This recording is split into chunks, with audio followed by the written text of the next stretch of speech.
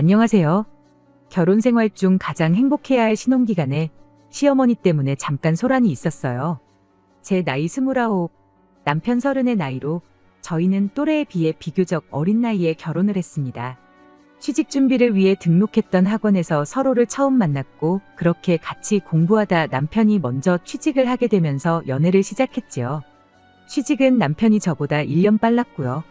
그리고 그 다음에 제가 취직에 성공했고 그렇게 제가 직장 생활을 1년 정도 하던 중 남편이 먼저 결혼 이야기를 꺼내왔어요.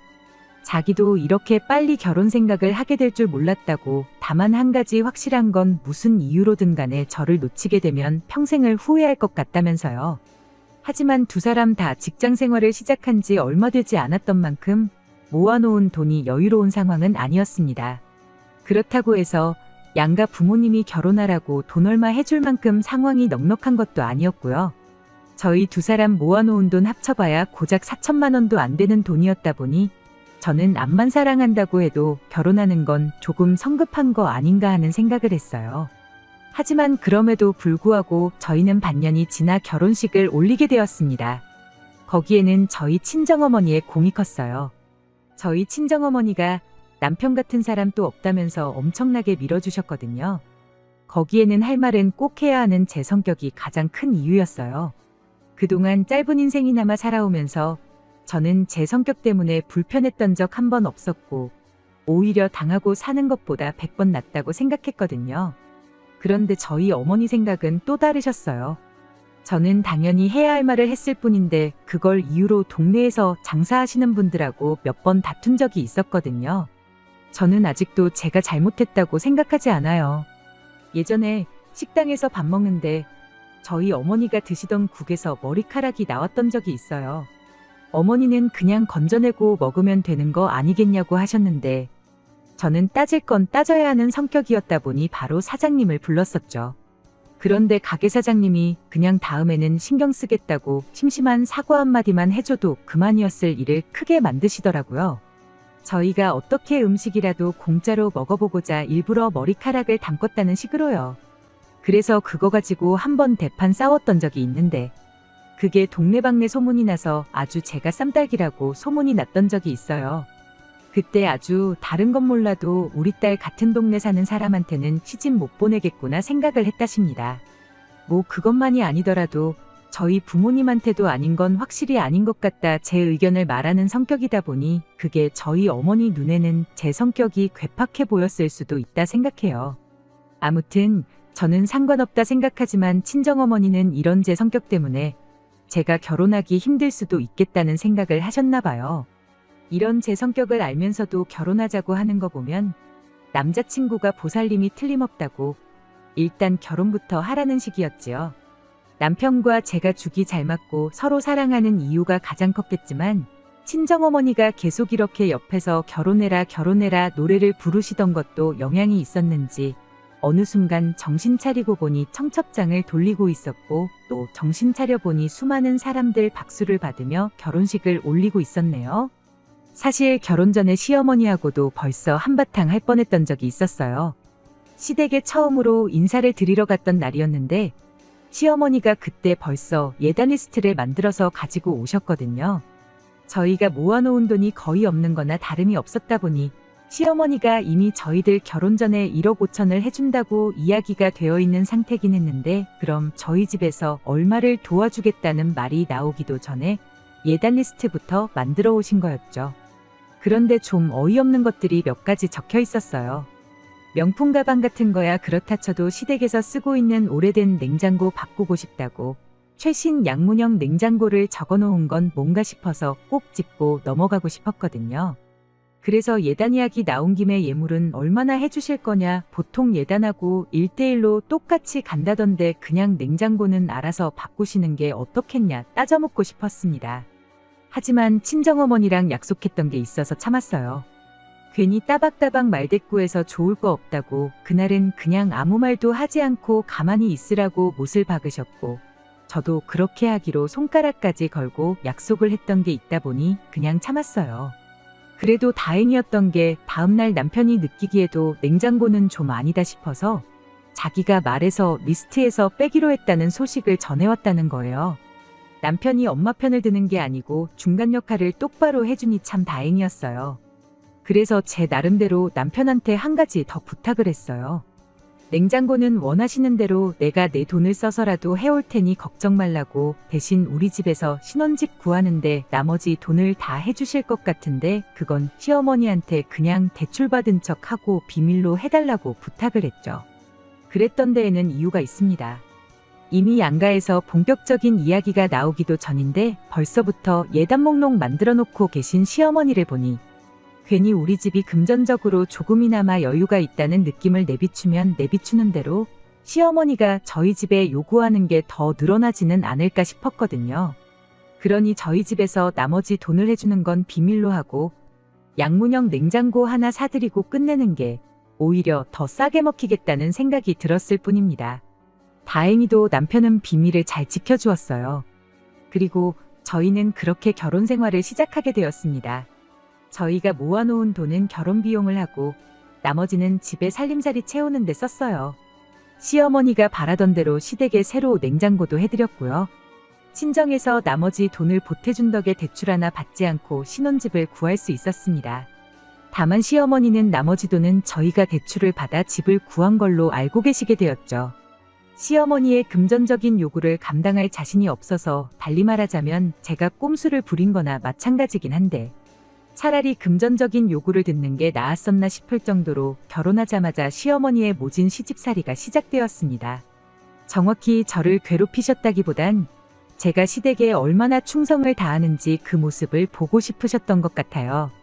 저희 집들이하기 일주일 전에 남편이 좋아하는 음식, 시동생이 좋아하는 음식, 시아버지랑 시어머니가 좋아하는 음식 각각 하나씩 해서 4가지 음식 리스트를 저한테 보내오셨어요. 집들이 음식은 그걸로 준비하라고요. 그런데 음식들이 하나같이 다 번거로운 것들 뿐이더라고요. 재료도 뭐 하나 겹치는 게 거의 없고 하는데 시간도 엄청 오래 걸리는 것들 뿐이었어요.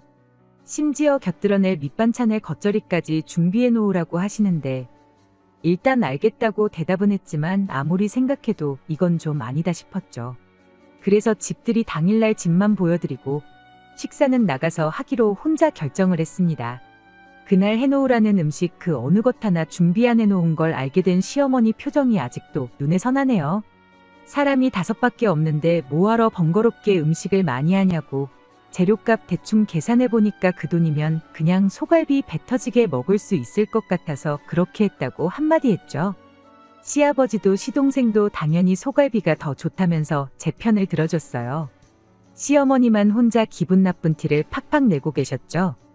아들 장가 보냈는데 며느리 음식 솜씨가 어떤지 봐야 하는 거 아니겠냐면서 싫은 티를 팍팍 내시길래 시어머니한테 암만 제가 요리를 잘한다고 한들 밖에서 파는 것보다 맛있게 하겠냐고, 그럼 제가 식당을 차려야지 왜 회사를 다니고 있겠냐고 한마디 했죠.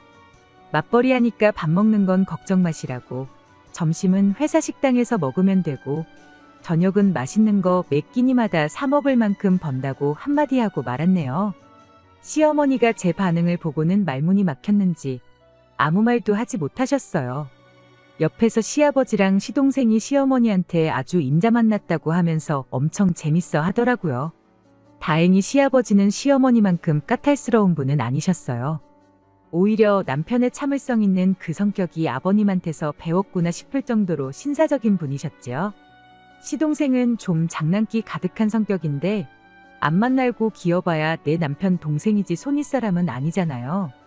그리고 성격도 그렇게 모난 것 같지는 않아서 시동생하고는 문제 생길 일이 없겠다 싶었습니다. 그저 문제는 시어머니 한 분뿐이었어요. 그렇게 그날 집들이를 넘기고 나서 시어머니의 본격적인 잔소리와 간섭이 시작되었죠. 아마 그날 며느리인 제 태도가 마음에 들지 않았던 게 아닐까 싶었습니다. 앞만 봐도 집들이 날을 계기로 저한테 복수의 칼날을 갈고 계셨다는 생각밖에 들지 않는 일의 연속이었어요. 하루는 시어머니가 저희를 시댁으로 초대하셨어요.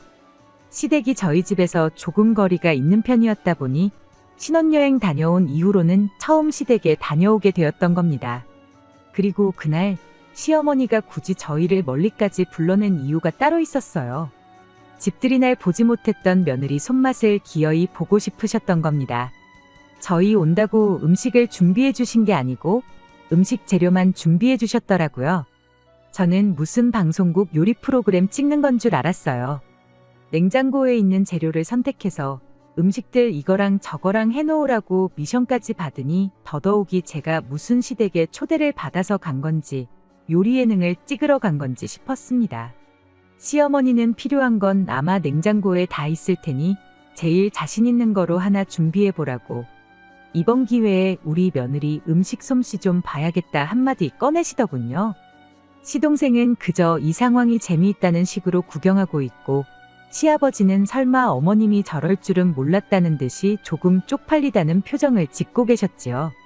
남편도 미안했는지 자기가 도와주겠다며 주방으로 따라 들어왔는데 시어머니가 당신이 며느리 손맛 보고 싶다고 했지 아들 손맛 보겠다고 한 거 아니라며 냉큼 거실로 남편을 부르더라고요. 남편이 미안해 죽겠다는 표정으로 저를 바라보길래 남편한테 걱정 말라고 한마디 하고 자신있게 주방으로 들어갔어요. 마침 적당한 게 있길래 곧바로 두 팔 걷고 준비를 시작했죠. 음식 준비 다 끝나자마자 거실에 모여있던 가족들한테 준비 끝났으니 전부 다 오시라고 불렀어요. 시어머니가 제일 먼저 오셔서는 뭘 했길래 밥 준비하는데 10분밖에 안 걸리냐 장난치지 말라고 한마디 하시는데 제가 라면 끓여놓은 걸 보고는 너 지금 라면을 음식이라고 준비한 거냐고 한마디 하시더라고요. 시어머니한테 제일 자신 있는 거로 하나 해보라지 않으셨냐고 괜히 재료 아깝게 할 줄도 모르는 거 하는 것보다 확실하게 맛있는 라면이 제일 좋은 거 아니겠냐고 한 말씀 드렸어요. 시동생은 이 상황이 얼마나 재미있던 건지 아주 뒤에서 박수까지 치면서 뒤집어지더라고요. 시아버지가 라면 드시면서 며느리가 아주 라면물을 잘 맞춘다고 시어머니는 라면이 2개만 넘어가면 아주 한강라면을 끓여놓는다시며 단번에도 라면 먹고 싶으면 며느리한테 끓여달라고 해야겠다고 얼어붙은 분위기를 녹여주셨어요. 모두가 화기애애한 가운데 오직 시어머니만이 그 자리에서 도끼눈을 하고 불편한 기색을 숨기지 않으셨지요. 아무튼 그렇게 그날도 어떻게 잘 넘겼구나 싶었는데 며칠 지나지 않아서 시어머니가 저희 집에 연락도 없이 짐을 싸들고 찾아오셨습니다. 무슨 일로 오셨냐고 했더니 며느리가 음식이라고는 라면밖에 못 끓이는 것 같아서 몸소 음식 좀 가르쳐 주려고 오셨다는 거예요. 우리 아들 뼈 빠지게 일하고 집에 와서 든든히 먹어도 모자랄 판에 라면을 밥이라고 먹일 수 없지 않겠냐시면서요. 음식하는 거 가르쳐 주시는 건 가르쳐 주시는 건데 이 짐은 다 무엇냐 했더니 거리가 먼데 당신이 번거롭게 오며 가며 해야겠냐고 당분간 저희 집에 머무를 계획이라는 말을 아무렇지도 않게 꺼내오셨어요. 당연히 저는 물론이고 남편하고도 그 누구하고도 이야기가 되지 않은 상황이었습니다. 그래서 시어머니한테 곧바로 말했죠. 그래도 이렇게 연락도 없이 이러시는 건 좀 아닌 것 같다고요. 그랬더니 시어머니가 너는 맨날 왜 하는 소리마다 말대꾸를 하냐고 며느리가 고분고분한 맛이 좀 있어야지. 이참에 예의범절도 좀 가르쳐줘야겠다며 끝까지 저희 집에 머물겠다고 하시는 거 아니겠나요? 그래서 제가 바로 말했어요. 맞벌이 하는데 음식을 저만 해야 하는 법이 있는 건 아니지 않냐고. 정음식을 가르쳐 주셔야겠으면 한동안 남편 시댁으로 보낼 테니 남편한테 직접 가르쳐 주시라고 했어요. 그랬더니 시어머니가 곧바로 태도를 달리하시고는 저한테 역정을 내면서 누구 보고 나가라 마냐 하는 거냐며 당신은 그럼 이 집에 지내면서 아들 챙겨줄 테니 나갈 거면 너 혼자 나가라고 소리를 고래고래 지르시더군요. 시어머니한테 이 집은 저희 집인데 왜 저만 나가야 되냐고 그건 좀 아닌 것 같다고.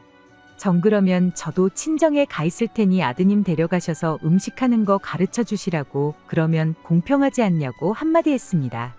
그랬더니 시어머니가 너는 어른이 하는 말에 꼬박꼬박 말대꾸냐면서 한마디 하시고는 이 집이 왜 너네 집이냐고 아들 살라고 내 돈으로 해준 집이니 내 집이나 마찬가지라고 한마디 하시는 겁니다. 소유권을 주장하려면 남은 대출 다 갚고 그때 말을 꺼내라고 하는 소리나 마찬가지였죠. 그때 제가 큰 실수를 했구나 싶고 후회가 몰려왔어요. 시어머니한테 친정에서 돈 해준다는 걸 숨길 게 아니라 차라리 결혼 전에 시어머니랑 싸울 땐 싸우더라도 우리 집에서도 돈을 해주니 예단 예물 이런 거 바라지도 마시라 했었어야 했구나 싶더라고요. 그러던 중 타이밍 좋게 남편이 퇴근해서 집에 돌아왔습니다.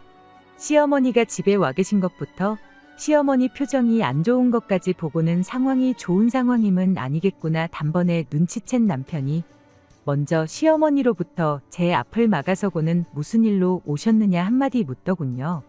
어머님은 당연히 아들이 당신 편을 들어주겠다고 생각하셨던 건지 어른도 몰라보고 말대꾸만 하는 며느리 버르장머리를 고쳐놓으러 왔다고 강한 어조로 한마디 하셨어요.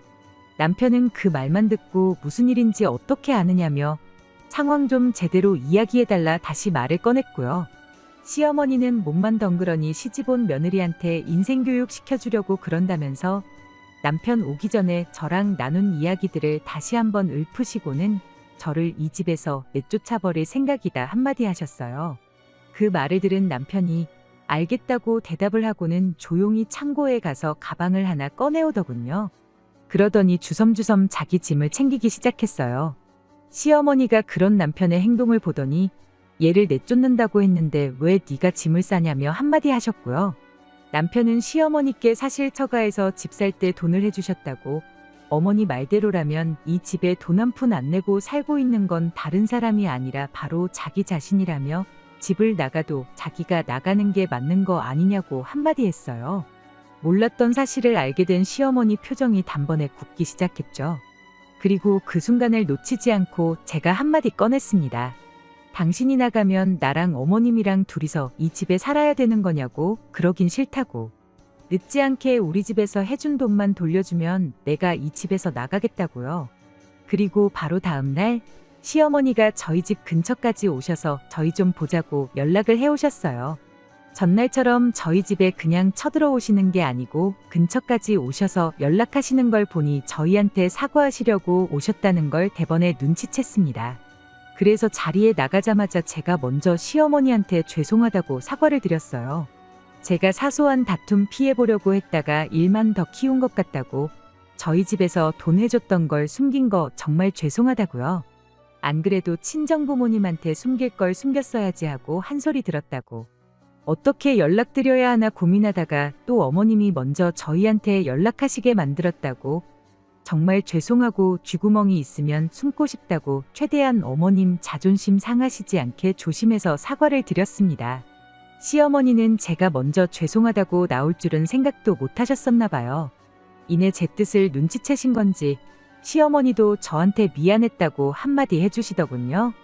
안 그래도 시아버지한테 왜 멀쩡히 잘 지내고 있는 애들을 갈라서게 만들지 못해서 안달이냐며 한 소리 들으셨다면서 당신도 시어머니가 된 게 처음이다 보니 아들 생각만 하고 며느리 생각은 하지 못해 큰 실수를 했다시면서 말이죠.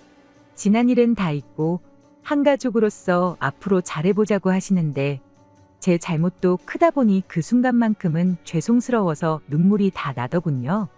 그렇게 시어머니하고는 좋게 잘 풀었습니다. 그 이후로 시어머니하고 그 어떤 사건 사고도 없었고 오히려 전에 없이 잘 지내고 있어요.